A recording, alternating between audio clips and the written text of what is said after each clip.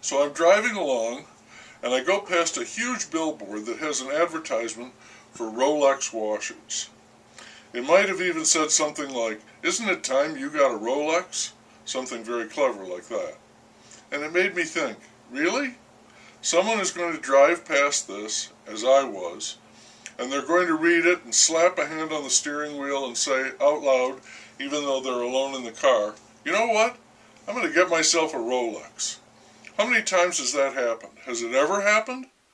Today, if people want to tell time, they check their cell phones, their smartphones, because these smartphones tell them everything.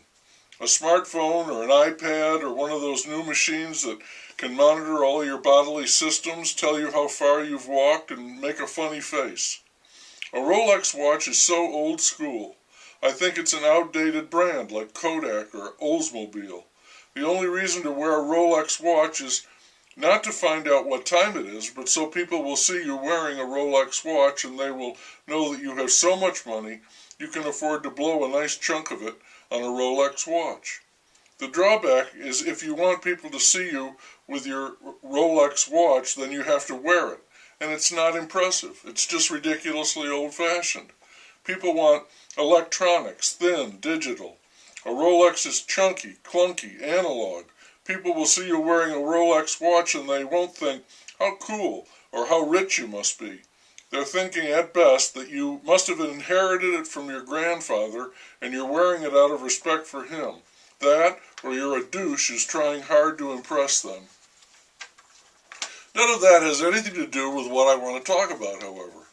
I want to talk about Jesus, and when I say that, I don't mean the historical person. I don't want to say anything about him.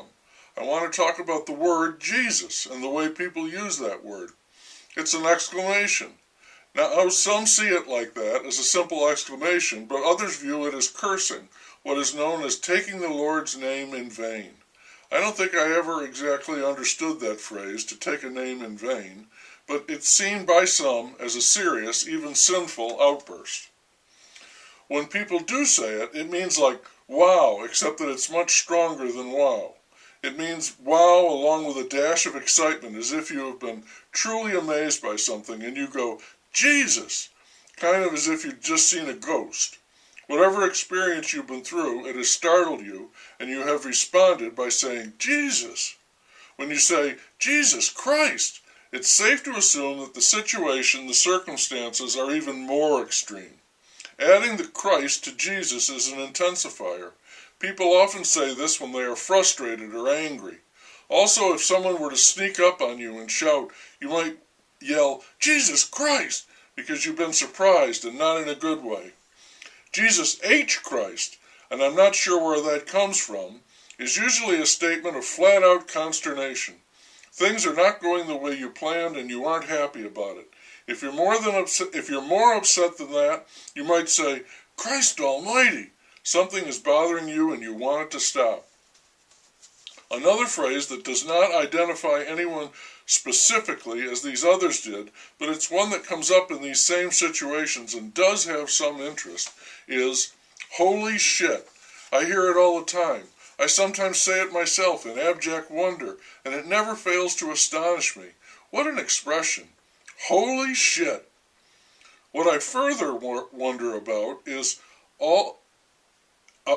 all of this is whether non-Christians have their own code of religious expression. For example, do people invoke the Buddha or Shiva like that? They get startled. Do they yell, "Buddha"? The same question applies to Muhammad and Allah. Are people shouting their names when they get upset or are generally surprised by something? Or is this phenomenon limited to this one person, Jesus Christ? Who knew a sacred person would have a name with so many secular applications? And what about Jewish people? I don't see them going around yelling, "Jesus Christ!" So what do they yell? Something about Yahweh? And finally, God is also used or abused, as in, "Good God, great God Almighty, God damn, God blessed, and God forsaken, by God, my God," it's a long, long list. We're either blaming God because things are not going our way, or we're giving him a pat on the back because they are. It's funny to me, anyway, the way we invoke the names of spiritual figures in the midst of the most mundane and everyday experiences. Maybe, instead, I'm going to start shouting, Rolex!